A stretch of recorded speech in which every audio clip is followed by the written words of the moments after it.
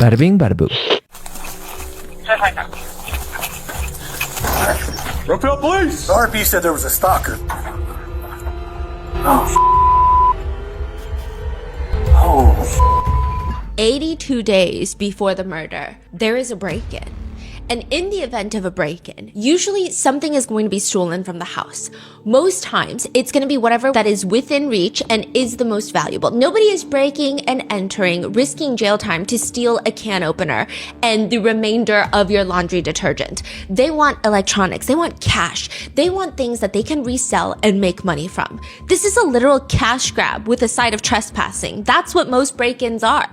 It's devastating, but at least you know that the motive is very clear. Whoever did this wants money. They're committing atrocious crimes to make money. But what if someone breaks into your house and they take something that is not of monetary value? They don't steal the $1,000 iPad that's in clear view, or the phone, or the car. They steal your journal that you write in every single day. It's not a password book. You don't have some sort of ledger for Bitcoin in there. It's just like your deepest inner thoughts, leather-bound journal that financially would fetch no more than $10 on the market resold. Or what if someone breaks in and you check the entire house up and down, nothing's been taken, nothing. And it's not like they didn't have time. And then you walk by the console under your TV, and there's the picture frame, the picture of your entire family that you framed last year during Christmas. The frame is still there, but the photo is gone. They had time to take the photo out of the frame, but they didn't take anything else? No valuables? What are they planning on doing with the picture? Or you go upstairs to try and collect yourself. You're about to shower, and in the drawer, your hairbrush is gone. It's missing. Or maybe they take that one magnet that you have on the refrigerator that you bought during your first time going to Yosemite. What the hell are they going to do with that? Or any of these things. These are the things that will keep people up at night. It's not just like the random violation of someone breaking into your home, which is typically the only private place that people can truly feel safe. But it's the fact that you don't know who did it. You don't know why they did it. It's clearly not for money. Then what is it for? Are they going to come back? For the Krug family house in Colorado, it's even more alarming than all of those. Daniel Krug, the father of 3 kids and husband of Christine Krug, calls 911. Daniel's standing at the end of his driveway talking to the officer, and he's explaining, as I pulled in, I saw someone run out, jump over my gate, and take off that way. Like, he walked in on this trespassing, on someone breaking and entering. I didn't think to call you until my wife got home recently, and we realized the spare key that we keep in the garage isn't there. If someone breaks into your house and they only take the spare key, the only reason they would do that is to come back later. But to do what? Over the course of the next 82 days, it will be like the person who broke into that house never even left the house. Strange things are going to start to happen to the Krug family, almost driving them to the point of being completely paranoid. And then finally, one of them is going to be killed in that very house.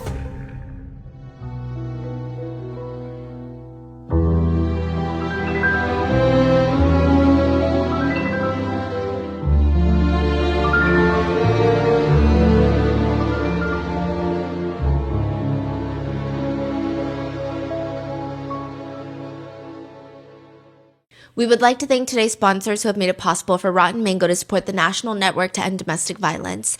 They are a nonprofit dedicated to ending relationship, workplace, and stalking violence. This episode's partnerships have also made it possible to support Rotten Mango's growing team, and we'd also like to thank you guys for your continued support.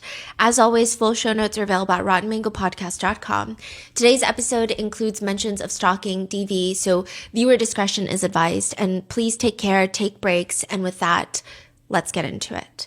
When you read a lot of fiction books, there's going to be patterns that you're noticing. And it's not just like the tropes.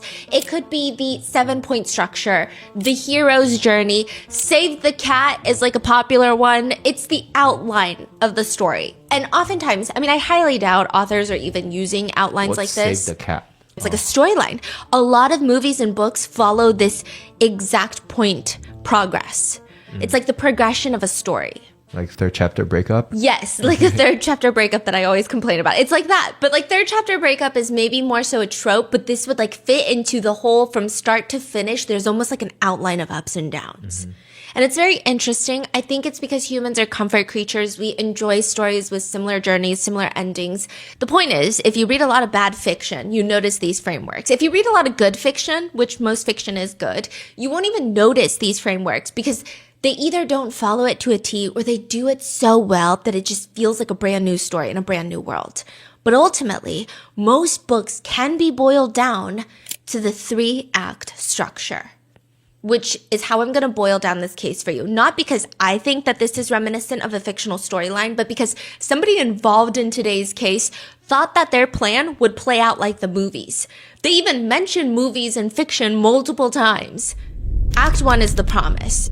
You get thrown into the world and you don't really know what's going on. And the Krug family house sits in the middle of a residential neighborhood where all the neighbors are closely stationed nearby. Their houses are very close in proximity. The streets are smaller, the sidewalks are well maintained, people like to walk their pets outside.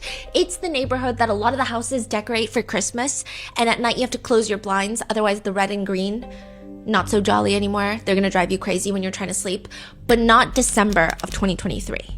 Something happens in the neighborhood. As the Christmas lights are going off, police are stationed behind "do not cross" yellow tape. It's been like that for a while.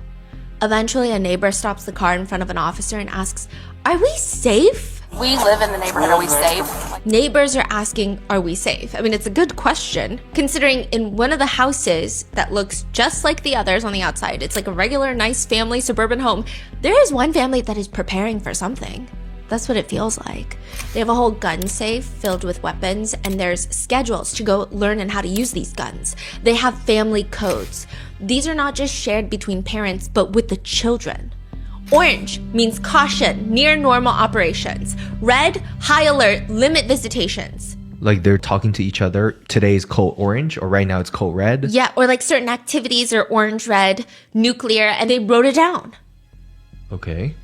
Nuclear means lockdown, separate locations, active threat. I think it is a pretty good idea to teach kids about active threats and what to do in case of emergencies, but the level at which this particular family is preparing, it seems like there is an imminent threat that they know about, not just like a potential what if. The whole family has to know, and they have all these thorough, well thought out plans on how to keep everyone safe.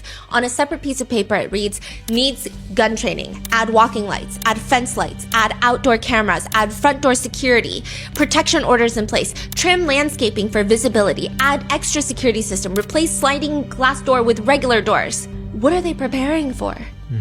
And do the neighbors know? Like, are they all preparing for the same thing? Why are all the neighbors scared too? December 14th, there is a wellness check being done at the Krug house. The officer goes to the front door to knock, and there's someone there, just standing in front of the front door. A woman in a big puffer jacket. Outside or inside? Outside. And she looks a little startled. Oh, I'm their neighbor, and they called me. They're like, can you go see if she'll answer the door? So a neighbor was asked to check up on the residents of this house too. And she's like, you got it from here. She walks off. The officer starts knocking on the door. Nobody responds. He peers inside the window. I mean, the rest of the house and the property, it seems completely normal. Is there police cam footage of these? Yes. Okay. According to his official report later, he's looking through the front door window. Nothing is amiss. There's no coffee table that's been overturned, no broken glass. There's nothing. According to his official report later, quote, everything looked orderly, quiet. I gave the door a loud knock. He says that he thought whoever he's checking in on probably isn't even home right now, and he's about to drive off in the patrol car when he decides, I'm just gonna see if there's a car inside the garage to be extra thorough. The Krug family garage has those windows at the very top of the garage that let sunlight in, but they're so high up that you can't even really tippy-toe and see into them. So the officer walks back down to his car, and just when it seems like he's about to drive off, he drives his car right up to the garage, climbs on top of his car so that he can get up to a height to peer through the garage windows, and as he's balancing and peering through the window, he's shining a flashlight through. And according to the officer's police report, he says he very quickly sees a woman lying on the garage floor, and she is very clearly not moving. I got a female down. He says he quickly gathers the woman is very close to the steps that lead into the house. So she's not close to the garage door that slides up and down. She's close to the door that goes into the house. She has a winter coat on, the hood is pulled over her head, but her face is showing, so she's lying on her back, and she's really, really still. He immediately radios in 151, send medical, and 110, I need a forced entry. I got a female down in the garage. He runs to the front, kicks open the front door, books it to the garage. He's not even clearing the house. He doesn't know if somebody else is in the house. The first words to come out of his mouth when he opens that garage door is, holy shit, holy shit. And it sounds like he's trying to calm himself down from the panic. Oh, shit. Holy shit. According to the report, I noted a significant amount of blood, which appeared to be fresh, noted by the bright red color. The blood is running down the wall, and the woman's head is about 2 feet away from the wall. So there seems to be some sort of blood splatter or a traumatic event enough that blood would end up on the wall. There's more blood underneath her head. According to the report, he says he very quickly sees that she's clearly not moving, and he gathers, okay, so she's close to the steps, and there's blood on the wall, there's blood on her. It seems like she probably might not be alive. This is a life-threatening, fatal amount of blood. He's calling for backup, he's calling for paramedics, he's administering CPR, and he's trying to gather as much information as possible. Initially, he realizes that there's trauma near her right temple, but because of all of the victim's hair, he can't make out what is causing the bleeding. He just knows that she's bleeding. It could have been a fall. Her neck is kind of slanted to the left. It could indicate a broken neck. It also could have been from a small caliber weapon, but he can't be sure. So if it was like not a small caliber weapon, it probably would have left a certain type of fragmentation to the head that he would have been able to quickly identify. So he's so unclear about what even caused this. All he knows is he's not picking up a pulse. He opens the big garage door that leads out into the driveway because he just got radioed in that paramedics are about to pull up. So he wants them to have direct access into the garage because every second is life or death. He opens the big garage doors, and instead of uniformed officers or medics, there's an older woman softly walking towards the opening of the door, and she catches him performing CPR. She catches a glimpse of someone laying on the garage floor covered in blood. And his report reads, it appeared to me the woman was either a neighbor or a relative. She was visibly upset, clearly seeing me perform CPR. I quickly asked the woman to stay away from the garage, knowing other officers were coming into the area. I requested via radio that they contact this woman and escort her from the garage. Hello, ma'am. I need you to stay out, please. Next unit in, interrupt this apparent relative that's on scene, please. It seems like she's freaking out. There's multiple angles of this, of the older woman walking up to the garage, but it seems like she takes a step back and then she wants to go forward, but then probably her logic is like, no, let the police officer do the medical help. You're not going to be helpful. So then she eventually walks down away from the garage door down the driveway. How old is this woman? I would say maybe 60s, 70s. Oh, wow. I mean, this is a family member who just walked in at the precise time that her loved one is on the floor, on the garage floor, covered in blood, and an officer is performing CPR. Does she see exactly who's down there? Yeah. And it's not an accident, and it's not a coincidence. All of this was planned. Even her showing up at that exact moment was planned by somebody else. She's escorted away from the garage, and all the backup officers arrive at the scene. Paramedics rush in, and they realize it's not a head wound that they're working with. I mean, she does have a head wound, but that's not the only thing. Under her thick winter coat, there's one mark, and she has been stabbed near the heart. Who would want someone in the Krug family dead? And does this have anything to do with the break-in that happened 82 days ago? Act 2 of a fictional story usually is the confrontation. It's the structured escalation. It's kind of the why. Why are we even talking about any of this? 35 days before the murder, there is a text message sent to Christelle Krug. Christelle is the mother of 3 and the wife of Daniel Krug. So 82 days before the murder, Daniel Krug calls the police and is like, hey, I just saw some guy break into our house and I talked to my wife and we realized the only thing stolen was our spare key. I saw someone, I think it was a guy, but it was so fast. Yeah. Blue jeans, gray shirt, run out, jump over my gate, and take off that way. Everything seems to be there. Okay. Except a spare key. The house key. Okay. 35 days before the murder, so this is after the break-in. Christelle Krug gets a text message. Saw you at dentist. I like clean teeth for my COCK. You got me so horny and slutty in my car, so I nutted on yours. See you soon. Christelle is like the dentist. How would anybody know that she's at the dentist? Christelle checks her car for a tracker or anything else, and there's nothing. I mean, she hasn't posted on social media. She's barely online these days. She values privacy over everything else since the stalking started. She took down all her personal photos, family photos. How would they even know that she's at the dentist? This is a stalker. Yeah. And this is not the first message? No. She's been getting messages all month long. He said he nutted on hers? Yes, on her car. On her but car. This is the first time the stalker is like, I saw you at the dentist at this time. And she knows there's no way. It's not even just a message of like, you know, the stalker was saying all things like, I'm going to kidnap you. You should leave your husband for me. But now it's very specific. I saw you at the dentist. Was she? Yeah. And the dentist plaza has like a ton of other businesses in the same plaza. So if someone even just tracked her phone, it would be unclear which business or establishment she's visiting. How would they know specifically she went to the dentist that day unless they're tracking her car or they're watching her in person? Mm-hmm. Then another message. He doesn't deserve you. You know it. He doesn't satisfy you. That's why you keep all your fuckboys on the side. You're a dirty slut and I know how to satisfy you. Admit that no one satisfied you since me. I see you flirting with waiters, almost begging for sex, licking your lips, and you got your boobs out. Don't know how many fucking boys you kept, but I'll save you. I know he's keeping us apart. You don't belong in that big house. You belong with me. I'll get rid of him and then we can be together. So easy. The stalker sends another message. They have random security that let me park and walk right into his building. Been there for weeks. Give me the signal and he won't come home. Every married bitch I ever banged wanted to get rid of their husbands. I'll do it for us. Help me get rid of him and then we can be together, just like you want. I'm planning a big birthday party for you. Just you, me, and 20 friends. I know you're a dirty slut and I'll treat you right. You can be slutty with me and I'll take you. You don't want the fake married life. You want to be dirty and I will save you. So these are all sent like separate times? Yeah. Halloween is probably the scariest message to date.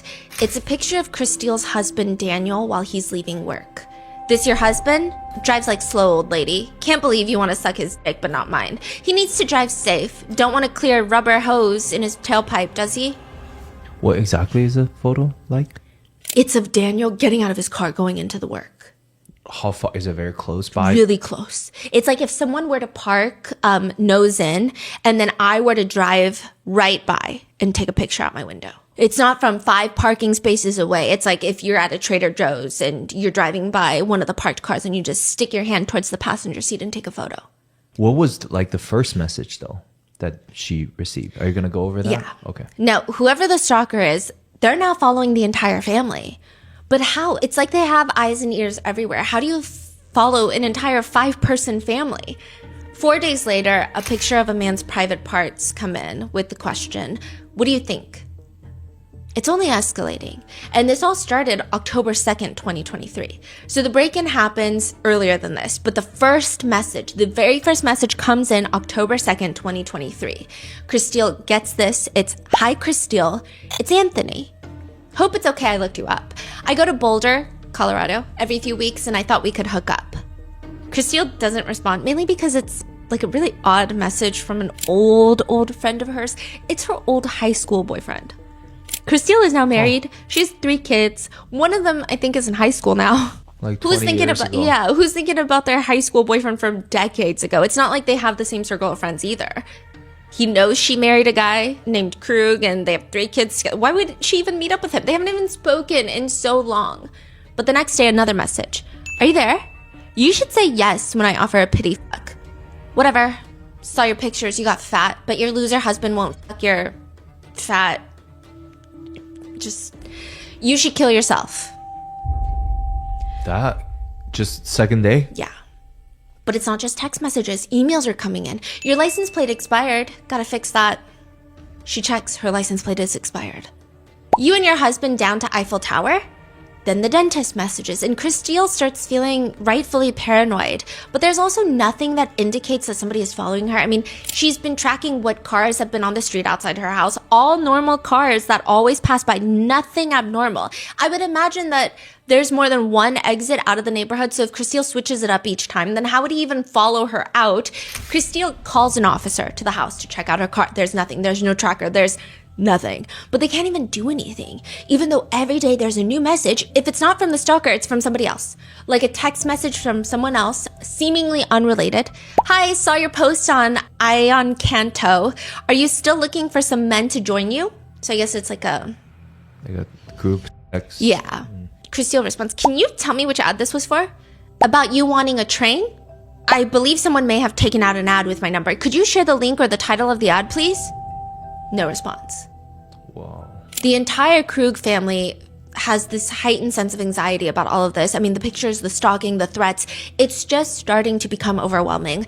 They try to track down the number sending the messages. It only leads them to other dead ends, and the stalker keeps switching numbers. Sometimes the messages would have thinly laced threats of kidnapping Christelle, killing Daniel. This seemingly very normal suburban family, the Krugs, they start changing their entire lifestyles. They have lockdown protocols in the house. They're installing cameras outside around the house. Christelle is getting a concealed carry license. She's learning how to shoot guns. Daniel, the husband, he's freaking out. Daniel's kind of a geeky guy. He's the type at work where if he has his work credentials on a tag that he clips onto a backpack, he will do these elaborate swirls in front of like the key card readers to hit his backpack on it rather than get like a retractable lanyard of some sort. And this is not like me trying to give you an analogy of his personality. I literally saw him do this. So it's like, that's what he does. That's the type of kind of geeky energy that he has. What does he do? He works for the Department of Public Health for accounting. He's an accountant? Yeah, for the government. During an interview with the police, because Christelle and Daniel have talked to the police frequently about this stalker. And what does she do? She is a bioengineer, but I believe that she is a full-time mom at this point. She was focused on engineering. Everyone that has spoken about Christelle says she was just like whip smart. So smart. Yeah. And like even the way that, because we FOIA had requested this case, the way that she was able to log each of the stalker's messages, I mean, she was methodical about it. She did not play games. She would have these ways of calming herself down. Even when she talks to Detective Martinez, which is the officer that's helping her with catching the stalker, she even tells him, like, she has folders. She's presenting all the evidence to him.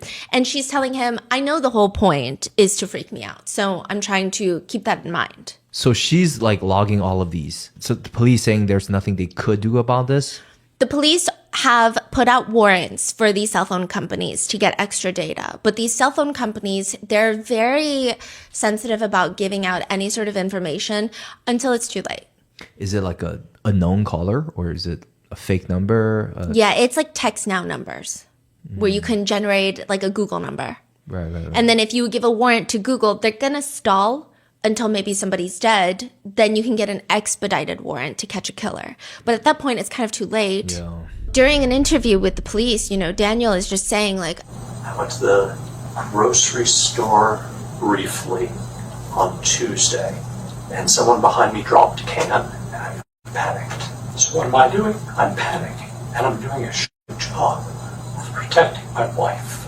it just seems like this whole family is falling apart because of this stalker. Christelle, on the other hand, she's not putting up with this. She's ready to go to war for her safety, as she should. She gets the meeting with Martinez. Martinez even says she came into the interview room and just kind of took over and just told me everything. Like, this is what's happening. She's bringing out papers, files, documents. She got a full-blown report from the PI. The first message saying this is from Anthony, right? Yeah. That's the first person of interest. And yes. And she got a PI to track all of his addresses, all of his associated phone numbers, but they keep moving from different parts of the state. She's handing this all to the police, all of this. And she's like, this is my ex-boyfriend from high school. This is his name. I think this is his current address. Officer Martinez opted not to go talk to Anthony because his problem was there's not enough to arrest him. So if they go and talk to him without arresting him, that could set him off. Okay. What So else? they need to gather more information. They need to wait for these phone companies to come in with the data to have enough evidence to arrest him. So Officer Martinez is like, I mean, I could go talk to him, but if I don't have that evidence, I can't arrest him. So we don't know what he's going to do after we stop talking to him. Because that they only have a message saying that's his name, but there's not evidence linking it Yes. to his number. Yeah. So they have a message saying, hi, it's Anthony, and then all these crazy messages. And then a PI who separately finds Anthony's home address. Right. There's no evidence to say that that is Anthony. Anyone could send a message and say, hey, it's Stephanie Sue, but like you have no evidence that it's Stephanie Sue, right? So he's like, I could go talk to him, but if it is Anthony, that could set him off. Right. Like he could go crazy after that. And I don't know if that's a good risk. Do I agree with that kind of sentiment? I don't know, but that's how the laws are. So I would say blame the laws more than Officer Martinez. I don't know. Maybe I'm too personally invested. There's a lot of body cam footage, and there's a lot of footage of people, family members, rightfully initially being upset with Officer Martinez, but later, all of Christiel's family have come out, and it seems like Officer Martinez took it very hard. So we'll get into it, but.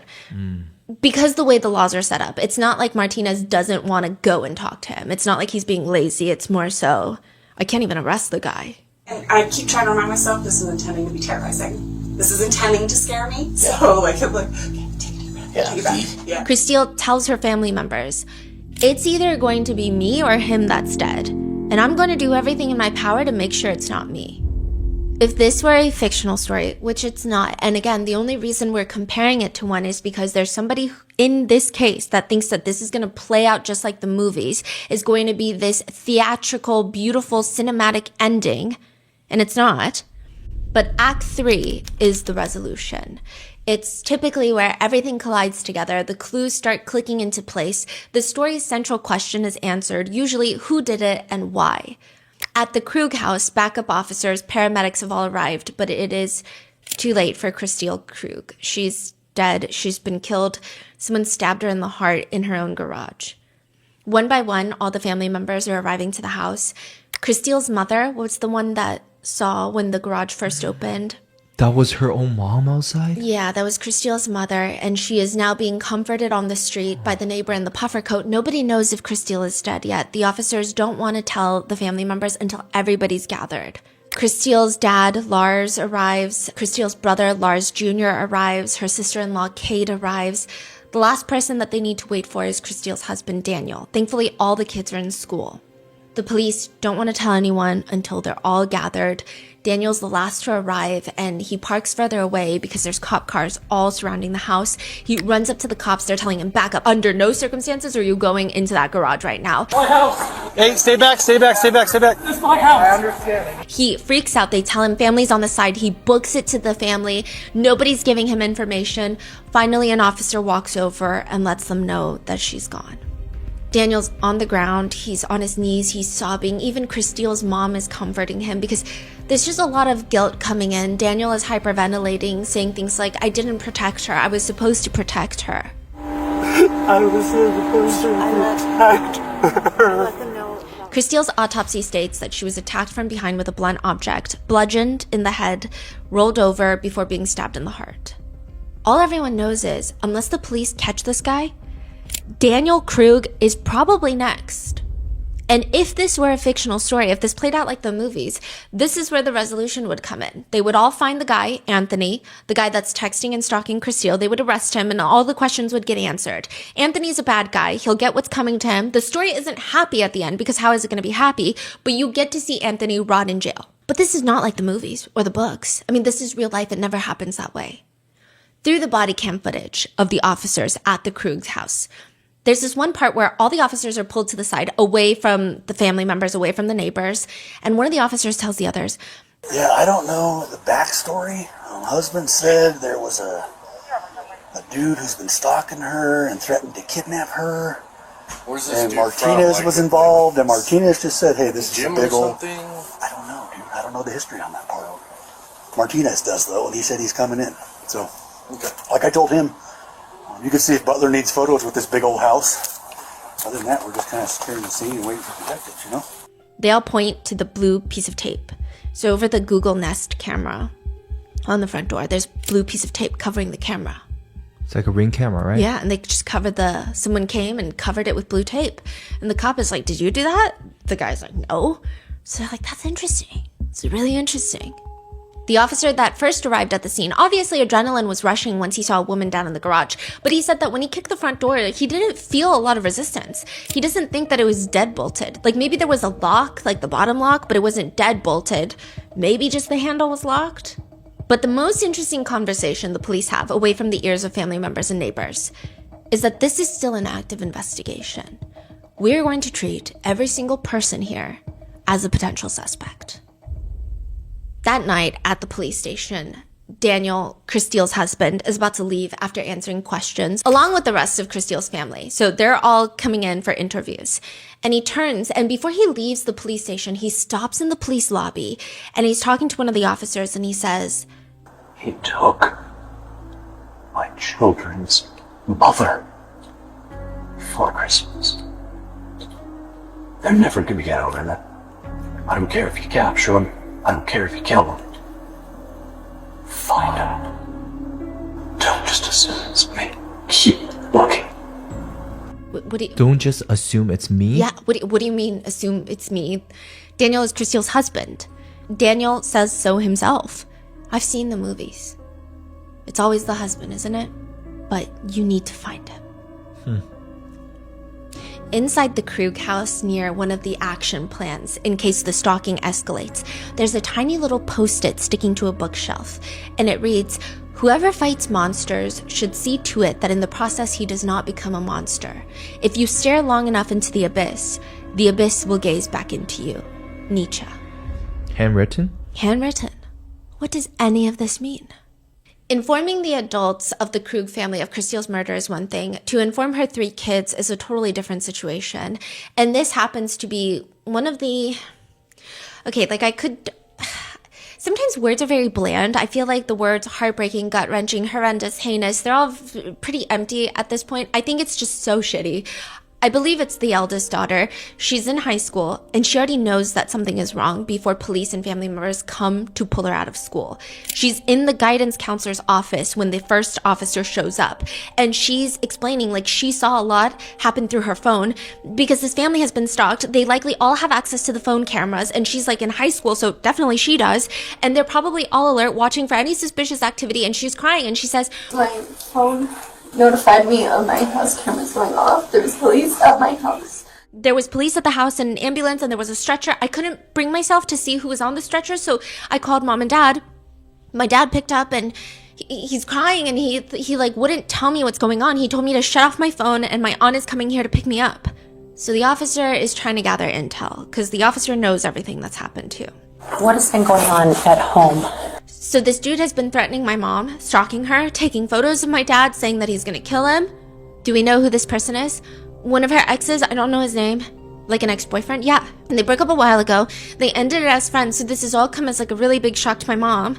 But she mentions to the police officer, he's been contacting her from different numbers, sending pictures of my dad, saying that he's gonna kill him.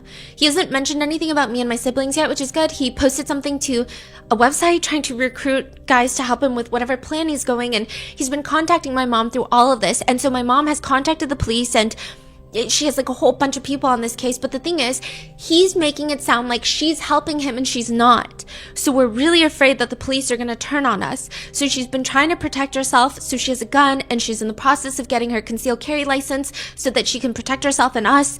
And then yeah, when I saw the camera, I assumed that she would have to use that gun. She tells the officers that my parents don't have the best relationship. It's not violent whatsoever. They just haven't been getting along. They won't get a divorce. They say it's for the children, it's best for us, but at least I know their marriage isn't doing the best. Like, it's never bad enough for her to pair up with this guy. So she's explaining the stalker is making it seem like Christile and the stalker are gonna kill Daniel so that they can run off together. And this little girl, like the daughter, is like, that's not, like, I'm telling you, like, my mom would never do that, please. Right. So she is kind of thinking that the mom was self-defensing her, like, yeah, and maybe killed the stalker. Whoa. Throughout this, she's breaking down, and because in the FOIA request, it's all blurred, thankfully, but you actually see the moment when the kids are told. I'm not going to include it. It's But I think it's important to know it's like a very heavy moment because all of this the importance of that comes full circle later. There's almost this speculation, from the daughter at least, that the stalker was trying to kill the dad and make it seem like the mom was part of it, trying to frame the mom. Whoever's out there stalking Chris Steele, it is not their first time. It's not their first time creating multiple identities and creating multiple phone numbers and changing their locations just so they could stalk a woman. And there is a lot of potentials to debate here. The messages showed that the stalker would have an idea of what their end result was going to be and then completely change their mind and then think about something else. At first, they want to kidnap Chris Steele and likely hold her captive. There are messages of kidnapping her and then the stalker believing that Chris Steele would finally be happy with him. Or if that's too hard, they could just kill Chris Steele. Maybe that's the better plan. Or how about they kill Daniel, Chris Steele's husband, and frame Chris Steele for it? That way Chris Steele won't have anyone. She'll have to come to him, her stalker, right? A nationwide arrest warrant is put out for Anthony, the ex-boyfriend, the stalker. And while they're looking for him, a woman named Carrie is brought into the police station. She explains the same exact thing happened to her during her breakup. I mean, this was a long time ago. So this was when she was in college. So like 15 years ago. And she says, I broke up with him a couple months into my freshman year and he was pretty emotional. I would say sort of desperation would maybe be the word I would use to describe him after the breakup. Of just kind of like, please don't do this, kind of crying, that sort of thing that I can recall. And then I started to get messages from his roommate. That person's name is Tom. And she starts getting these messages and quote, and I know Tom is real because they're roommates. If I called him, sometimes Tom would pick up the phone and they had like a joint phone in a joint room. She says that Tom would message her talking about how her ex wasn't doing well because of the breakup and maybe was gonna be injured. But then turns out Tom isn't Tom. I mean, Tom is real, but Carrie says Tom's messages were being sent by her ex-boyfriend to try and push her closer to her ex again. They're not from the real Tom. They're not from the real roommate. The stalker also created other identities to try and separate her and isolate her from her friends. It kind of ruined her entire college life. Ultimately, all the leads led back to a public library. Even though she and one of the officers that she was working with, I mean, they knew who it was the ex-boyfriend, they just didn't have enough evidence to get him. And so the police were like, okay, and your ex-boyfriend is Daniel Krug. Damn. Like, what an idiot I feel like I was after all of this. Because, like you said, you can read through all this and go, well, duh, it's Dan, but when you're in it, you just become so, like, almost crazed by it. You don't know who it is or... So this lady, Carrie, right? She showed up by herself or was she... Police brought her in Daniel's sealed records. There was an incident between her and him in college. And the police are like, what are the odds that Chris Steele was being stalked and Daniel has an ex-girlfriend from college that was stalked by Daniel? Oh, she was stalked. Yeah. She wasn't just... No. She got these threatening messages, weird messages from all sorts of people that were not the people they claimed to be. From decades ago. That's... Yeah. Wow. Now, the police... Did they suspect him from the get-go or was it, well, how did they even go down that path? They suspected him the minute that he came into the police station because it's like the movies.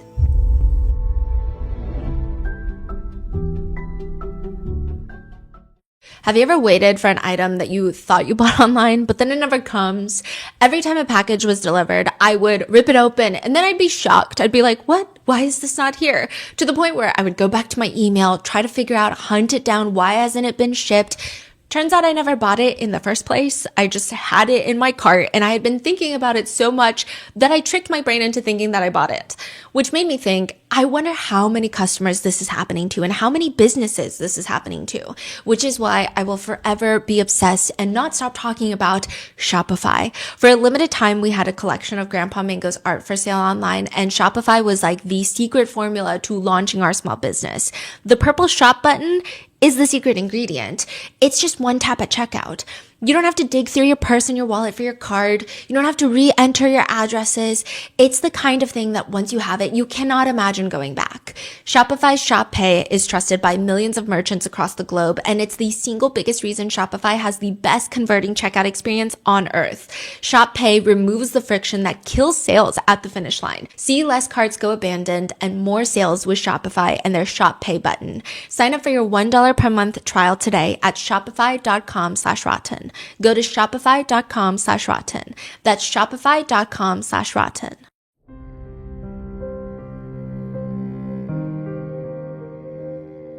A few weeks back, a family friend was rear-ended. She kept hesitating about calling a lawyer because she didn't want to seem like she was making a big deal out of nothing. But here's the thing. If you've been injured in an accident, you should not let assumptions prevent you from going after fair compensation. Your recovery, your family stability, your ability to pay bills and move forward with your life matters so much more than maybe I'm being dramatic. Morgan & Morgan is the largest law firm in America, and they've successfully recovered over $30 billion for their clients. And when it really counts, they don't back down. Their team includes over 1,000 attorneys working across the country, giving them strength and resources to help you get your life back on track. Hiring the wrong firm can be disastrous, but hiring the right firm could substantially increase your settlement. If you've been hurt due to the negligence of someone else, you can check out Morgan & Morgan. Their fee is free unless they win. Just click the link in the description below or visit forthepeople.com/rotten. That's forthepeople.com/rotten or dial pound law 529 from your phone. This is a paid advertisement.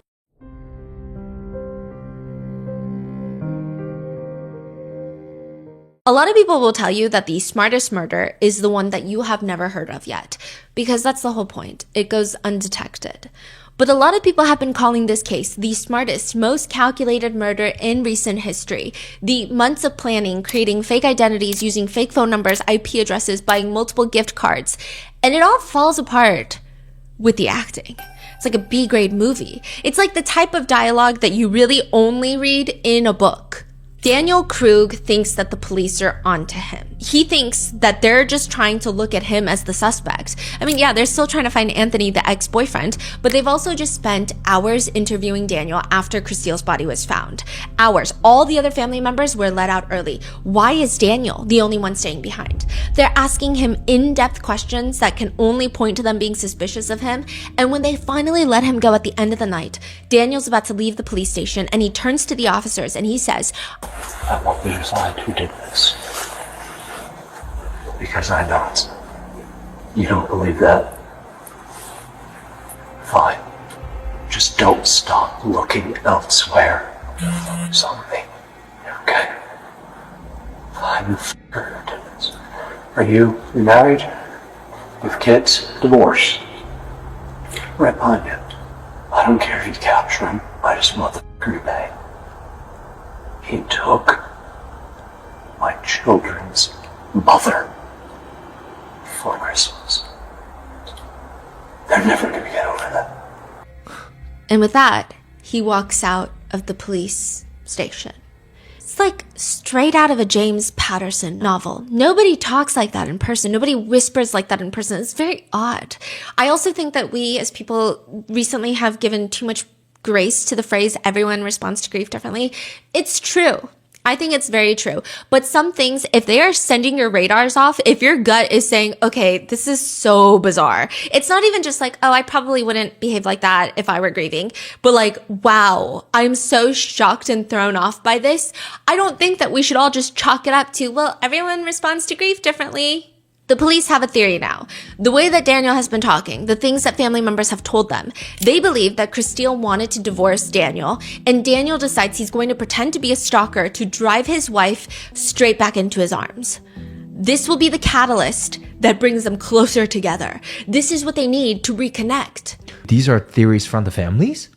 The police. Oh, the police. Gathering okay. from all the interviews that they had with family members. December 5th, 2023, Christile gets an email. Hey, gorgeous. I can't visit you anymore. No more Colorado time. My girlfriend doesn't want us talking without her. She says you're gonna let cops get after me, after you off him.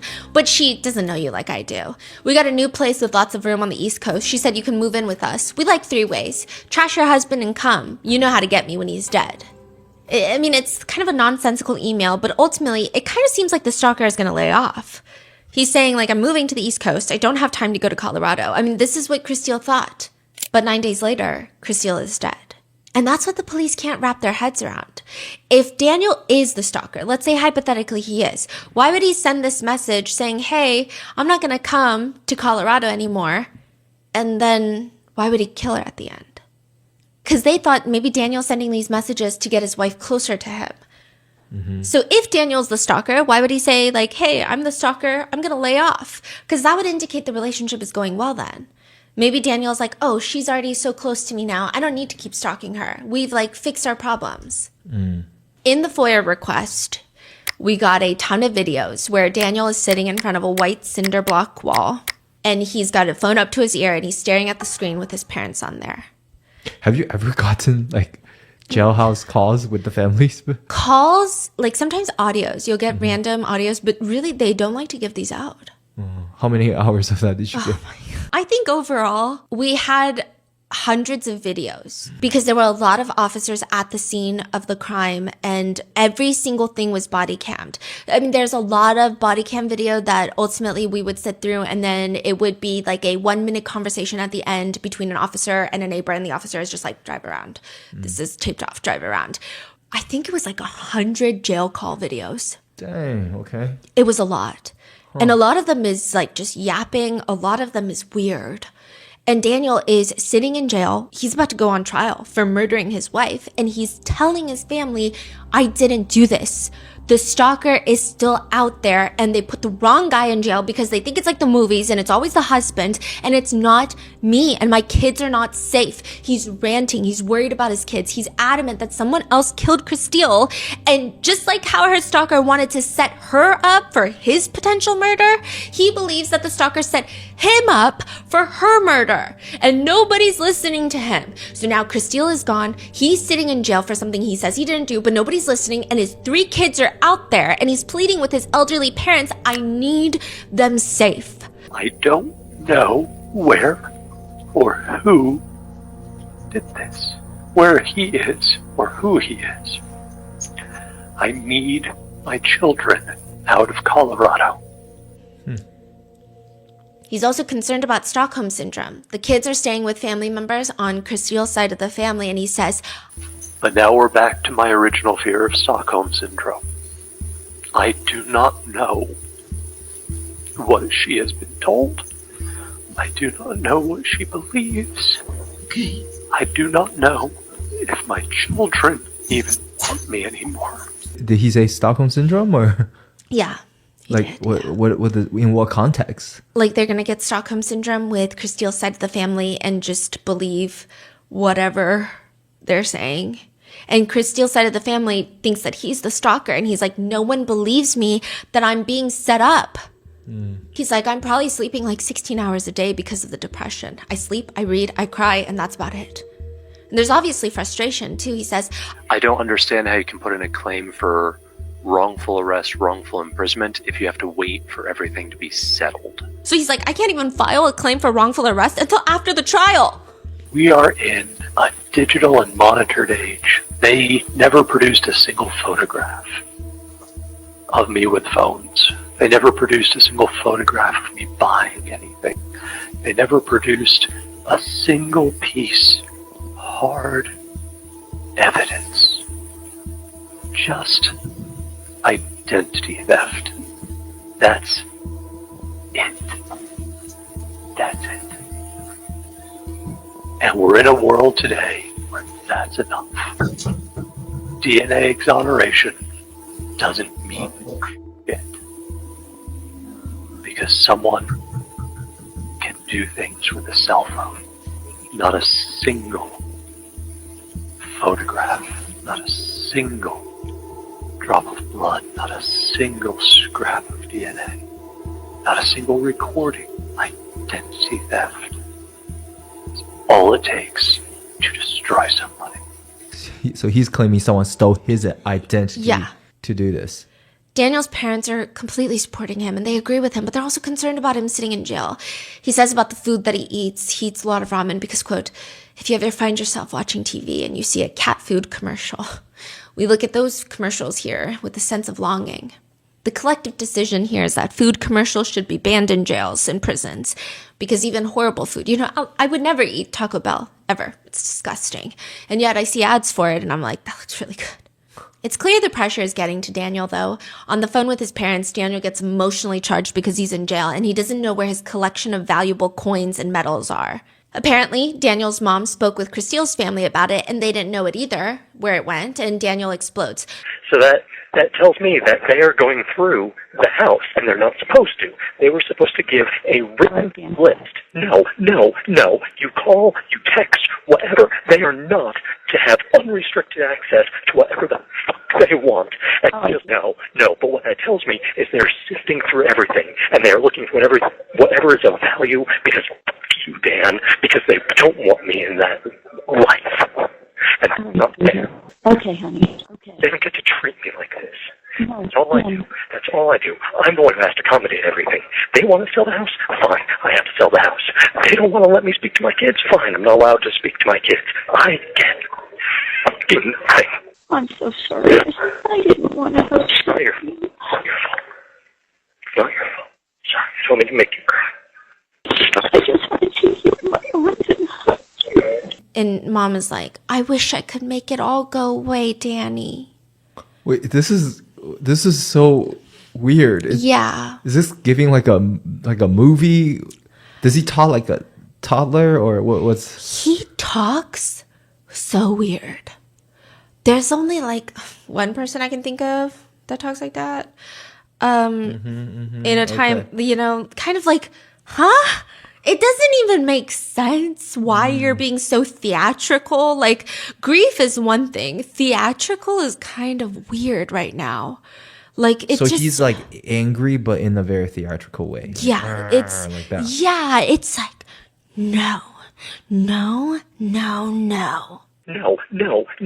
Interesting. And he takes a lot of pauses at really weird moments. I mean, I talk pretty dramatic, and I think that I might be even more dramatic when my emotions are high. But the way he does it is not like a sense of dramatic franticness of like, I'm freaking out, so I'm going to freak out. It's like very like pauses and almost like there's an audience. Maybe like he's trying to hold it back. But it doesn't feel because like he that can't either. scream in there.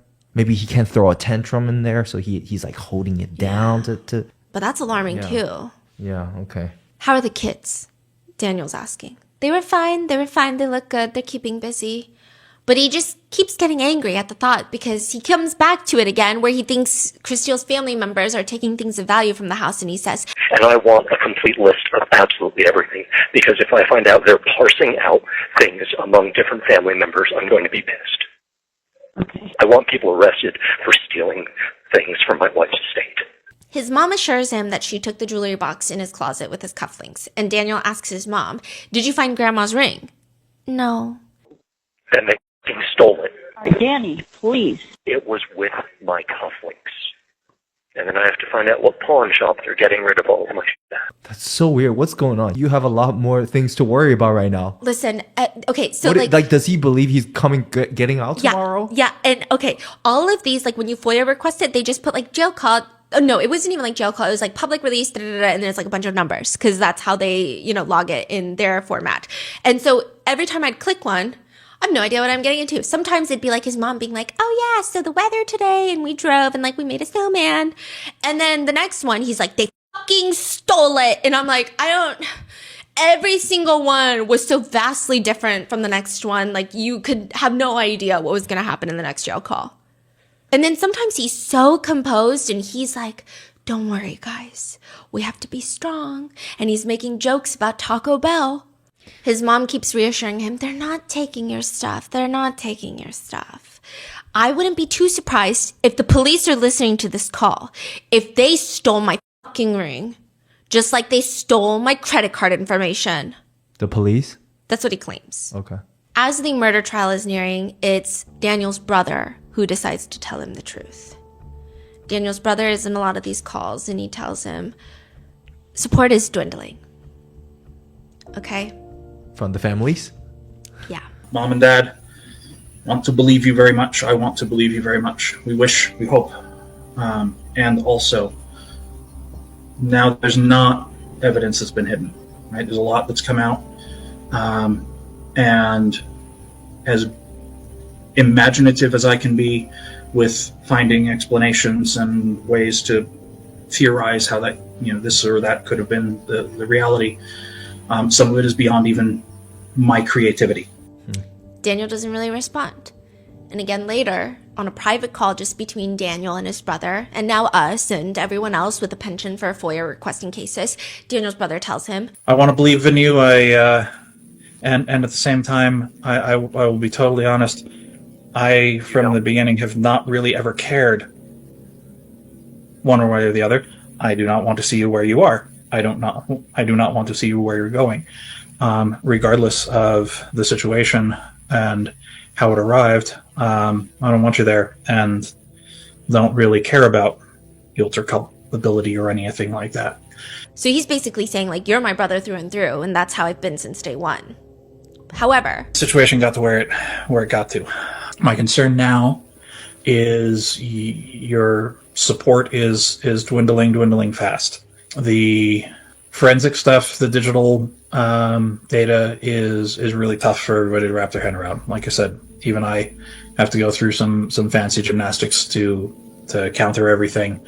It needs some story around where phones came from, where gift cards came from, whatever, whatever that may be. You don't have to tell me anything here. I realize that you can't say things on this line, so that's going to be how that is. But I figured I would tell you that. I'm not sure if you're going to get to talk to mom and dad again before they move you down into the purgatory spot, and then you're going to be there for a month. My main concern right now is mom and dad are on the brink of financial ruin and bankruptcy. They took out probably about 120 to 150K to pay legal fees, and none of that has been repaid to them. Daniel's brother keeps telling him, and the brother is like, you keep complaining and being emotional about things with the parents, and the parents don't have resources, and they become emotional because you're emotional, so they take out loans, and they're about to get bankrupt, and they're about to lose their car and lose everything. And he's like, things like taking the kids out of Colorado because they're not safe, that's gonna be $100,000 in legal fees that we don't have the money for, and it's not gonna work, so just drop it. Oh, I see. He's like, don't even talk to mom and dad about it, because they're going to want to pull out a loan. They're going to want to try and help you. But I'm telling you, it's never going to happen no matter how much money you throw at it. There's also another moment in this very jail call, which I didn't want to interpret, but the brother, he says like, see, and I don't know if I'm dense and I'm dumb or something, but he says something along the lines of like, at some point, we're going to have a conversation where you just tell me yes or no. And it was like so out of nowhere. And I'm like, are you going to ask him like a series of yes or no questions, right? Like, I don't know what that means. And then Daniel cuts in and he goes, yes. And then they hang up because the 17 minutes are over. Every call is like 17 minutes and 15 seconds. In the future, we may need to communicate, you and I. I want you to look at me for a second, real close, and say, yes. Yes. No. Yes. And no. At some point in the future, we may need to interpret that thing as that. What do you think? I think he's asking if you did it? Yeah. So that yes sounds like he's telling him yes, or he sounds like, okay, yes, I agree to that. Yes, we can do that phone call later. Or, yeah. So it's like, can be interpreted in both ways. Mm-hmm. But he's still sort of supporting him, or he's just kind of... From the energy that I get from the brother, is he's supporting his brother, but I think it's more so out of support for his parents. I don't think that makes it any better. Mm-hmm. And what's the parents... You think the parents is in denial? Yeah. The mom is totally in denial. Like, my son could never? Yeah. Wow. Yeah. But I also think that there are times in the phone calls where I'm like, ooh, like these are just... Like, I can see why he has these anger issues. Yeah. Because the way she's like, oh, I didn't mean to upset you. It's like, who cares about upsetting him? His whole life is about to go down like the shitter. Are you like, we can talk as adults. Mm-hmm. Yeah. That makes sense. I mean, you're too old. You got to get your emotions in check. Like, we can't all tiptoe and be worried about upsetting a grown man who's in jail about to go on trial for murdering his wife. Yeah. There's just a lot of red flags in Daniel's story. But even just the way he talks about Christy Lynn the stalker, it's like straight out of a movie. Before his arrest, when he's being interviewed by officers, and these are all the things that are setting off the officers, they reference the stalker as the stalker. They're like, okay, so when did the stalking start? When did the stalker come into play? But Daniel, in the midst of his wife's murder investigation, he keeps correcting the officers. We call him Kickman. And he's always whispering. You call him what? The stalker. We call him Kickman. Okay, why do you guys call him Kickman? Because Christy was gonna kick his ass. Yeah. Kickman. That's what we call the stalker. What? It's a lot. The police just want to know what happened. They're gathering intel, and some of it is just not adding up, and his behavior is really weird. I would imagine any spouse in their right mind in the interrogation room or the interview room would be like, okay, let me break it down. This is the day that it started. This is what we have gathered. If you let me go into the house, or I can tell you we have logs of the stalking, like, we just need to find this killer, instead of like, we call him Kickman. But the most interesting thing is, Daniel says that he first found out about the stalking in November. And this is when the police were like, wait, what? Hold on. Because Detective Martinez knows that the stalking started October 2nd. Yeah. Why would you not know for an entire month? The officer asks, why do you think the month gap before she told you? I'm sure she has mentioned to you that she and I are going through a rough patch, kind of on the rocks. So probably didn't seem that pressing until it was. So he's explaining that Christine didn't tell him about the stalking until a picture of him was sent to her. So now she's like, okay, well, your life is kind of on the line and like maybe your safety's at risk. So let me explain what's been going on for the past month. There were mentions, obviously, that Daniel and Christine were not in the best part of their relationship, which a lot of parents raising 3 kids would say they've probably seen better days. But to not know that your wife is being stalked for an entire month, you have to be probably on not even speaking terms in order for this to happen. Even if she didn't think it was that serious for a month, she would have brought it up as like oh my God, something so weird happened today. How bad exactly was their relationship? Right. Christine's parents are brought in hours after her murder to give formal interviews. They were all really close. Christine and her dad would fix classic cars together, so they had this hobby that even as they grew up, she was always just in his garage. They have this like retro diner set up in one corner of his garage. And it just looks like a dream auto shop. She would sit down while they would take a break, and he explains that she did mention that she was being stalked by the ex-boyfriend from high school. And both Christine's parents, they remember Anthony back from when they were dating.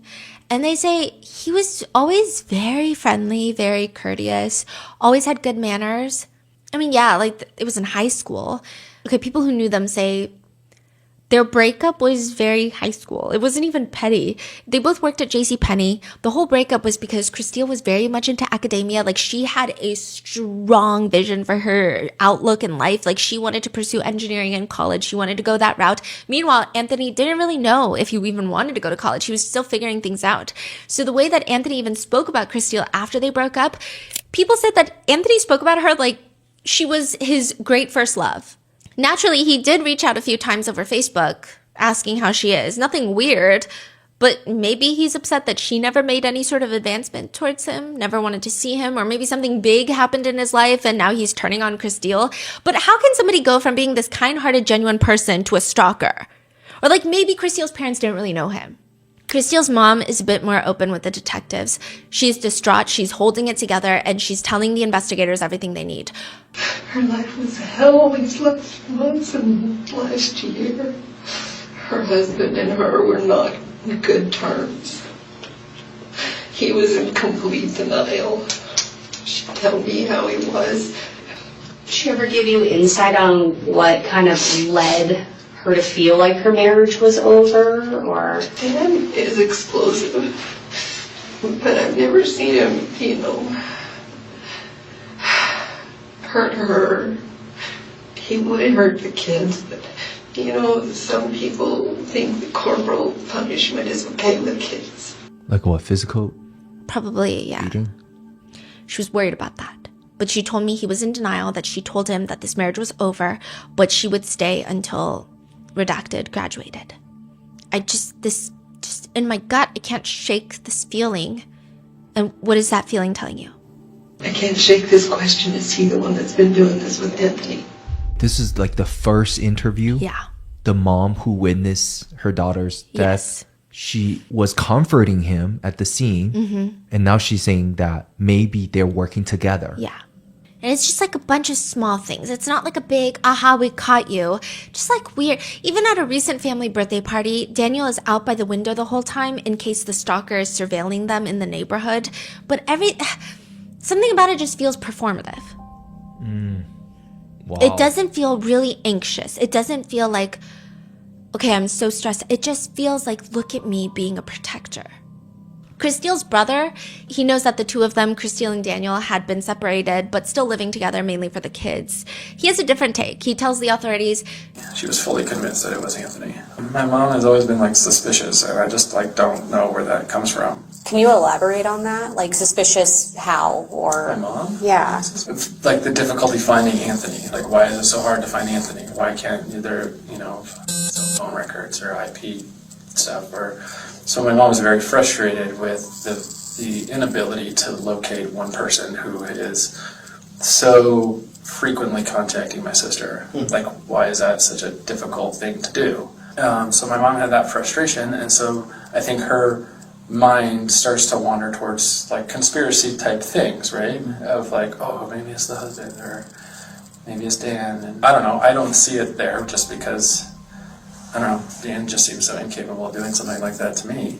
Why do you see that? I don't know. I talked to him, and he was like very concerned about like getting his family together and talking about being vigilant but not paranoid. Other members of Christile's family were interviewed, and one of them says something very interesting. He says that he never liked Dan from the first moment that he met Dan. Who is this? It's like I believe it's an uncle. And the officers are like, why? And he's like, there are two words I would describe. Slick politician. I don't trust a single thing he says. Yeah. Christile's sister-in-law, Kate, is asked by the officers if there was something about the stalker, anything that she thought was notable, and she says, I know that Christile was like very concerned and worried about this guy, and I just always felt like it was like there was something weird about it, like, but I can't put my finger on it. I feel like she had said that it was like this Anthony guy, that it seemed very different than past behavior in him, like that he was never sexual in the past, and that these were like very like hyper things. And so I think even at one point she was like questioning whether it was actually him. Daniel himself has told officers during his interview, I had her as a partner to protect the family, but it didn't feel like a partner who valued me. I told her I didn't want to die for someone who didn't care about me anymore. He said that he just wanted Christile to say, I do care about you, but she didn't, and he was really hurt. Officers are finally able to locate the high school ex-boyfriend, Anthony, and he's 8 hours away in a different state, at home, on his couch, drunk. The officers tell him, I'm going to ask you a couple of names and see if you recognize them, okay? Have you ever heard of the name Crystal Krug? She may have been Grimsrod when you knew her. Yeah. And do you know a Daniel Krug? No. No? How do you know Crystal? She was an ex-girlfriend. She's an ex-girlfriend? How long's the ex? Like how long ago? 1999. Oh, so like a long while ago. She was my very first girlfriend ever. Oh, okay. Yeah. When's the last time you talked to Crystal? Has it been a minute? It's been a minute, yeah. Like since you moved from Durango? Yeah. Yeah. So that would have been what, back in 2014? Yeah. Have you had any contact with anybody in that area since? Anybody, No. or have they contacted you at any time? No. It's pretty clear that Anthony is at least appearing drunk and confused. He probably is drunk and confused, but what cannot be faked or confused is the fact that Anthony has an airtight alibi. that morning he had gone to Kohl's and bought a sweatshirt. And he's seen buying the sweatshirt and he has a receipt for it. And he's wearing that sweatshirt right now. And there's no way that he could have driven to kill Christelle, then driven back in time to buy the sweatshirt. There's also no way that he was on any sort of flight or Amtrak train, nothing. Which means unless he knows how to teleport, Anthony could not have killed Christelle Krug, just as police suspected. Which leads to Daniel being in the back of a police car, handcuffed, and an officer asking him, quote, Hey Dan, do you want me to tell your kids that you killed their mother, or do you want somebody else to? Okay. All right. Good luck. That's really crazy to say. I mean, I guess they're arresting him for murder, right? Yeah, I think, okay, I don't particularly think that the cops were doing like a spectacular job. I think that they were doing their job, what the taxpayers pay money for. But I will say they seem very fed up with Daniel. I think it's all of his acting and all of his like, I was supposed to protect her. I see. Yeah. The hours leading up to Daniel's arrest are also very interesting. There's a few key moments that investigators are very suspicious about, aside from the physical and forensic evidence that they get later on. But the first one is, when Daniel is first called into the police station, he's in the interrogation room and Detective Martinez comes in, because Detective Martinez is the one that has been helping Christelle with the stalker, aka Daniel. And Daniel is like hunched over on this blue couch and he's like, I didn't protect her. It's not your fault. I was supposed to protect her. And Detective Martinez said that he was looking at Daniel and he realized he's sobbing, he's whispering, he's doing all these things, and not a single tear. So he starts questioning Daniel, not even going after him, but just asking him normal questions one would expect. And Daniel constantly keeps his pitch at a whisper. It's always like, everything hurts. I don't feel anything. I have two different voices going through my head right now. I have my brother Matthew. Yeah, I've mentioned him. He's the sheriff's lieutenant. And I have his voice saying, talk to the police. And typical cop fashion, you married a prosecutor. So I have Lynn's voice in my head going, get a lawyer. That is crazy. His brother is a cop? Not the one that he's on the phone with, I believe. That's a different brother. Oh. So his brother's a cop, his sister-in-law is a prosecutor, and I mean, the fact that he mentions this very early on in the interrogation is definitely a very soft way of saying, I might lawyer up whenever I want. So I would tread carefully, is the vibe that he gives. Or maybe he's trying to say, hey, I'm also, my brother is a cop too. Yeah. Hello. Yeah. And so he just has all these like weird moments. He also tries to hint that Christelle would be out of the house for a really long time. So he's like trying to make it seem like Christelle was suspicious. And I just want to say, and I say this every single time, if an investigator ever asks you, what do you think happened in this crime? Who do you think did it? I just want you to know that investigator thinks you did it. And Daniel is asked and he responds, so in my brain, the story that I have is someone came to the door. Maybe she went outside to get a package, and they must have come in. She's a fighter. She is strong. She would have fought. And again, it's like the movies. It's like, that's not the question right now. Like, you're trying to figure out who killed your wife. Why are you saying things like, she's a fighter. She would have fought. At one point, when the police are leading him out, he's like, I just need to know what to tell my kids. Did she fight? Because she's a fighter. Again, it's just bizarre. Who do you think killed her? I think it's Kickman. I think it's Anthony. What if I told you that we had already spoken with Anthony and there's no way that he was in town today? I have nothing. I'm terrified to bring my children home. What are you terrified of? If it wasn't him, who was it? If you were watching these facts unfold in front of you in a movie, what would you say happened? There has to be someone else.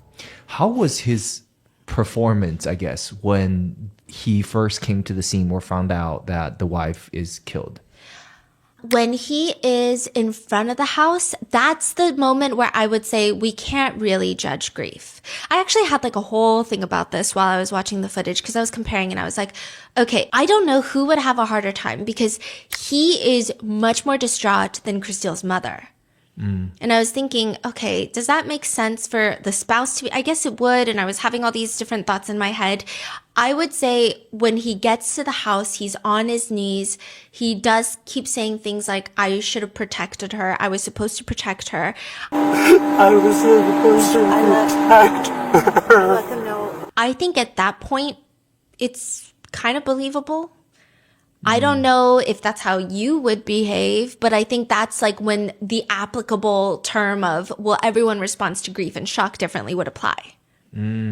I see. So you're saying that it looked like in hindsight, it was very theatrical, right? Very in hindsight. Because then I was also trying to think, right? I think I am probably the most theatrical person that I know in terms of like, I am dramatic with my words and I like, and I laugh loudly and things. But I think when shit comes down, I would be very alert of like, okay, let me process this. I would jump into action. So I thought it was weird that he was so on his knees and saying, I should have protected. When it seems like the rest of the family are like, okay, what are we going to do? We got to figure things out. The kids, we got to worry about the kids. It's not just us. Like, obviously there's grief, but there's also 3 kids that we have to take care of, figure out their safety.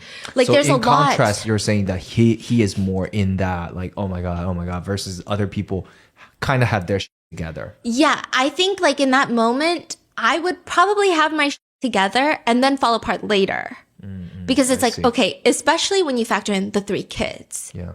But in hindsight, though, now we know this is his choice of performance. Yes. Like, he thinks this is the most believable reaction to give. But it looked very off when he arrived at the station. Just instantly became really off.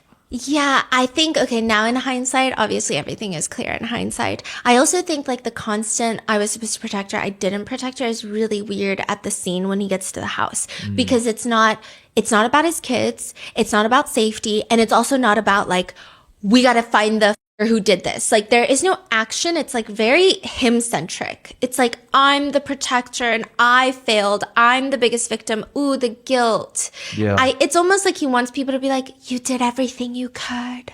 Yeah. Okay, so there is a blonde woman next to him who's comforting him more than Christelle's mother. And she is the victim advocate that was called to the scene. Her name is Heather. She's interviewed later. And she says, at that moment, it was fine. It's actually when she gets in the car with him, driving him to the police station for the interview, she thought it was weird. Really? What happened? Yeah, she said that he was like slumped over in the passenger seat, like in a fetal position. Again, kind of weird. Again, maybe it's just me being like, couldn't be me, but it's just weird. She said most people ask questions. Yeah. They're like, what do you know? What happened? Like, they're like a mess, but they're still trying to gather information. And maybe it's all over the place because they're a mess, but it's not just like, I'm so sad I couldn't protect her. It's like, what happened? Tell me what happened, right? Yeah. There's none of that. He's not asking questions. And then she just feels so weird about it. She said she has this gut feeling where at one point she was like, did you do something? Really? And then she is like, oh my God, I'm such a shitty person. She's like, what's wrong with me? Like, this is a man who just lost his wife and I'm over here, like, what am I doing? Like, I'm watching too much Dateline. Like, what's wrong with me? And she's like, okay, I gotta get it together. Wow. Like, this is not okay. I see. But she just had this like weird gut feeling where just like some things are off. And she probably been doing this, right? Yeah. Meeting a lot of victims and... Yeah. And he keeps trying to seem like really confused all the time. Like, even when the cop is like, oh, can we see your phone to see the house cameras? It's like lots of like, oh, where did I put my, oh yeah, here's my phone. Okay, let me try to unlock it. Like, it's just like this really performative, trying to seem harmless. Also, I thought it was weird that at the crime scene, he never asks about the kids. I'm not a parent, but I think my first reaction, like, God forbid anything happened, if there are children involved in anything, I'd be like, where are they? Are they fine? Like, who's going to get them? Like, we got to figure out something. But he's the dad, and he's not even like, are the kids okay? Like, where are the kids? Are they safe? How do we know they're safe? Yeah. He doesn't appear emotional during the interview. He just looks slumped over as time progresses. And the officers are like, help me make sense of this. I don't know, I'm not the one who does this. I get the narrative you're putting together, but it alleges that I would do this to my children. There's, like I said, footage of him telling his children what happened. So all 3 of them are brought into the police station. They're pulled out of school. And he is asked, do you want to tell your kids or do you want us to tell your kids? And he's like, I got to tell my kids.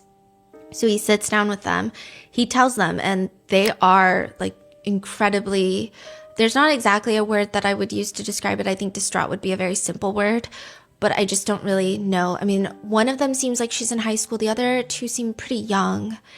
And what did he say? He just say that you're... Again, very theatrical, like, she's gone. She's not coming back. And there are like some speculations I saw in some comments of some of these videos circulating where some people think that maybe the eldest, because the whole thing is blurred, but you can still kind of see bodies. Maybe the eldest had an inkling because they seem the most standoffish from the dad, but he's just like comforting them and it's just... And they're just like, what, scream crying? Yeah. And how is he comforting them? Just patting them? Yeah. Wow. I love all of you. Like, I wouldn't even want to bring this up or even talk about it, but I think the whole point is the fact that he would do that to his own kids. It's like less about, oh, look at the kid's reaction. It's more so like, look, hear the things that he's saying to his kids after he did it. That's so sick. Now, you think about that. He chose to give that information to the kids. Yeah. If he really cared, obviously he wouldn't commit a crime, but then also he probably would not have the guts to even see that. Yeah. But he doesn't. And the police are saying, like, I think ultimately you thought this would bring you closer to your kids in your mind because now you're all the kids have. The officer tells Daniel exactly what they think happened. They think that Anthony has reached out in the past to Christelle, and maybe Daniel has gotten jealous, even though she has told him multiple times that she's married, and he backs off. And this was, you know, back in 2016 was probably the last time that he reached out. He did ask if she wanted to have intimate relations. So maybe you had a question about infidelity, whether it's with Anthony or anybody else. Because why would Anthony randomly ask about having intimate relations if they hadn't had intimate relations? Like, they're trying to be on Daniel's side. And so, you know, you might create an account to see if Christelle's actually interested in Anthony. So you ask, you push. She doesn't respond. And then you're just trying to confirm your suspicions of infidelity. You don't get the response and the openness that you once did. And you think that, well, maybe if I keep doing this, she's going to come closer to me because she's so scared and she has nobody else. So you amp it up a little bit. And then you even send a photo of yourself in the account that you created. Daniel is asked again, like, if you were watching these unfold, what would you say happened if this were a movie? There has to be some unknown. I'm analytical at work, and I read and write fiction at home. I don't do crime drama. I don't know what any of this. He writes fiction? He's a writer? Mm-hmm. Huh. But for a month, Christelle doesn't tell Daniel what's happening, so he amps it up by sending that photo of himself. And that's when Christelle tells Daniel about the stalking that's been happening. And he keeps amping it up. Christelle is still over it. She's like, I don't want to be in this marriage anymore. I want to get a divorce. And the police wrote in their report, there's like a 700-page report that we come through, but Christelle told somebody in the family that she has a photo of bruising on one of the kids that she is going to use against Daniel in a custody case. And then she also told a friend that she confronted Daniel because she was starting to feel as if Daniel was the stalker. So the police believe that not only does she have some sort of evidence against him in the custody case, she's about to out him to everyone publicly, to their family members, maybe even to the police, that he is the stalker. He's going to lose everything. And so he kills her. The forensic evidence from the top. The Krug house has 4 cameras on the outside of the house. Doorbell camera, one on the side of the house, one that shows the driveway and the garage. And it's crazy, like this FOIA request, we got all of the footage from that. And we also got footage from like neighbors' cameras. There's a lot of footage.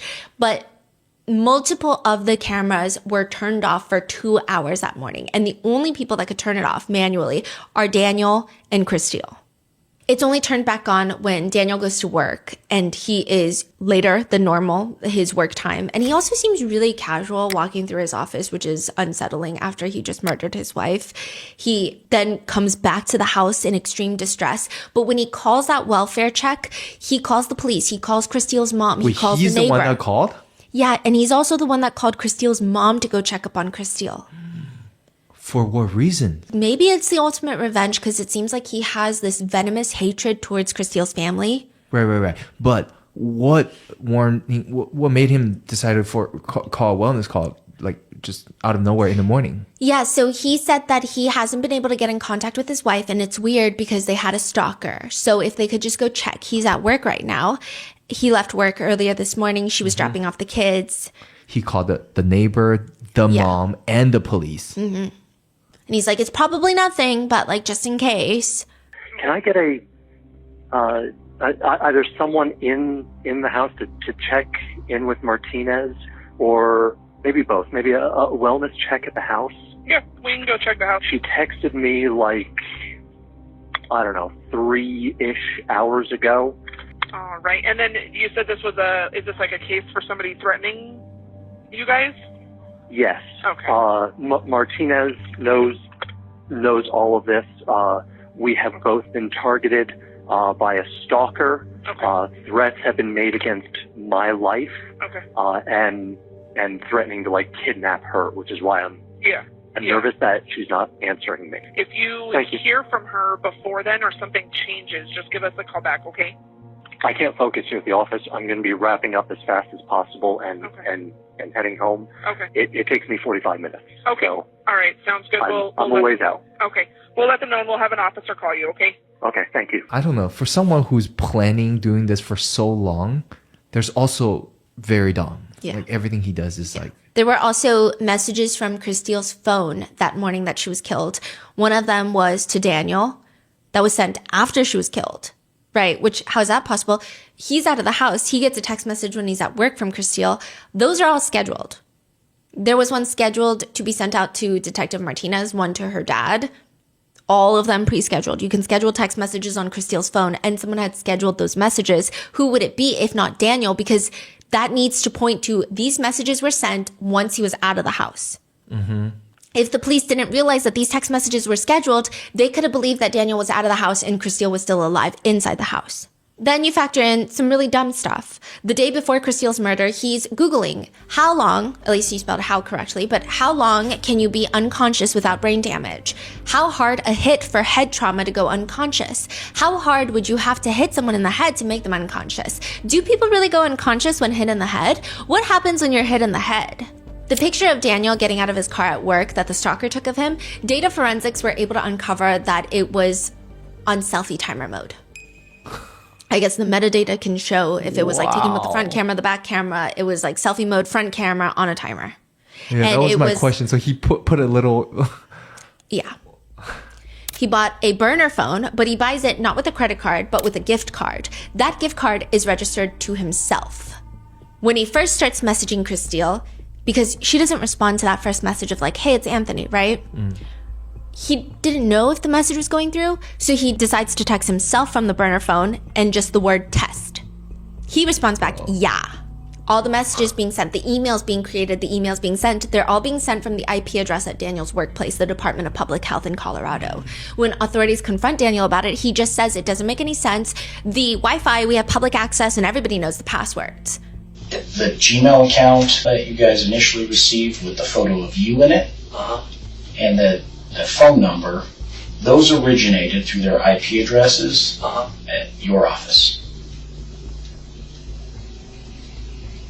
Doesn't make any sense. Well, he took the photo of me at my office. Right. But nobody believes him. Yeah.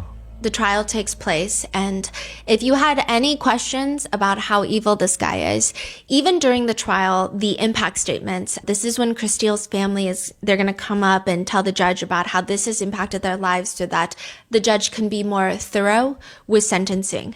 Daniel is telling his parents on the phone that during sentencing, they should be able to give impact statements. So Daniel's family are allowed to give like character statements. They're not allowed to like give impact statements in that sense. Right. Because the people impacted by the crime are supposed to give impact statements. Under the terms of the law, you are family members of the victim. You lost a daughter-in-law. My brothers lost a sister-in-law. You should all be allowed to speak if you choose. Why does he want them to talk? Probably to say nice things about him too. And also, it's just like such a slap in the face to Chris Steele's family. They lost a daughter and a sister. What do you mean you lost a daughter-in-law? You lost a sister-in-law. You should be able to talk. Yeah. And what's the parents' reaction to that? Oh, he continues though. Joe said you might be allowed to speak on my behalf. Whether it's my behalf or Chris Steele's, I don't care. The point is, you deserve to be recognized as the victim's family. That has been denied to me since the day she died. The mom looks hesitant and she says, do you want her family to even hear us? Yes. You lost Chris Steele, just like I did. The loss isn't theirs alone. So yes, I would like you to speak. If you're willing and able. This is after he's found guilty. Yeah. I just think everyone involved just fucking hates Daniel. Even the police officers. And again, this is not like me commending police officers. I think that they're doing their job. I think that's their job, right? There's nothing to praise there. But there are moments in the body cam. The arresting officers are searching through his car. And one of them is reading through his journal briefly. Just to quote, make sure. Was he going to off himself or some shit? I gotta look. And he's like reading through the journal. And the other cop is like, is there a confession in there? No. And they're both disappointed. Off himself or something. Is there a confession in there? Also, before the arrest, it's like kind of comical in the only sense because we hate Daniel, but nothing else. And like, I guess the only thing that's like, okay, some relief is one of the cops is like, once he does the stop, because they're going to arrest Daniel in his car. They're like, once he does the stop, we're going to flip the bitch. So yeah, once he does a stop, we're going to flip a bitch. Yeah, I got it. So they're like getting pumped to arrest Daniel. I don't know if they're just like... They pulled him over like at a stop sign? No, so he was going to his daughter's recital and they bombarded him in the parking lot when he was by himself, thankfully not with the kids. So they got him. It's like every tone of all the police officers working this case, they just hate the guy. Yeah. Yeah, they're just so ready to... The jurors deliberated for a day and a half. They concluded that Daniel would be found guilty of murder in the first degree, stalking and extreme emotional distress, stalking with credible threat, and criminal impersonation. He will be sentenced to life in prison without the possibility of parole. The whole time during the conviction and the sentencing, Anthony was there. The guy that he tried to frame. Wow. Detective Martinez states that this case has haunted me since it occurred, and the outcome of the case has haunted me for the past 2 years. Chris Steele's parents have given some grace, stating that it's not really Detective Martinez's fault. They think, inevitably, I think he was going to kill her. When someone sets their mind to do something like that, and that's what the plan was, I don't think that would have stopped the murder from happening. Anthony also, he was interviewed, and he said that the morning that he went to go buy that sweatshirt from Kohl's, he now thinks that it was Chris Steele sending him a message. Because it was just so random. Like, he didn't really need a sweatshirt. It was just kind of like he just felt the urge to go buy a sweatshirt. Yeah. The receipt for that would be his ultimate alibi. And so with that, that is the case of Chris Steele Krug. I saw a lot of people saying this was like the smartest, most calculated murder in history. I think... there was just a lot of effort put in, but it wasn't, I think Daniel would get off on being called smart and calculated. I think he's a bozo. I think he sucks at acting. And I think ultimately he deserves everything that's going to come to him in prison. And during all of those calls, he just, the whole time, he's saying he didn't do it. Mm-hmm. And he's mad that he thinks someone is taking his valuable coins. He thinks the police stole a ring, the credit card information. What are your thoughts on this case? Let me know in the comments, and I will see you in the next one.